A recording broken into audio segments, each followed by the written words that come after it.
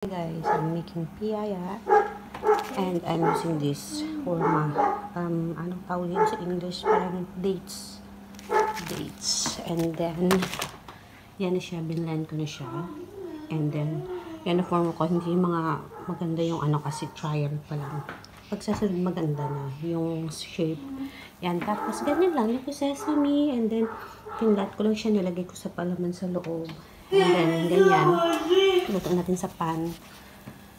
Yan, luto natin sa pan para maging piyaya. Hindi pa siya masyadong manipis kasi first time ko.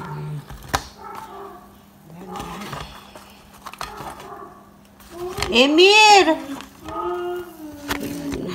Make it like this. Namiss ko yung piyaya. Yan. Guys. Ningat-ngat ko na siya. Yan. Ningat-ngat ko na yung piyaya, guys. Ayan. Yan. It's good. It's really good and very healthy. Yan. Ang piyaya ni Inday. Yan. Tingnan natin ha. Kasi, yan o, diba? Matigas siya, guys. Ayan. Piyayang-piyaya yan, guys. Pero, para makapal pa siya, di ba? Pa marunong mag-balance ng, ano. Yan, guys. Yan. Ito pa lang ilalagay ko. Yan. With sesame. Para mas masarap. Like, follow, share.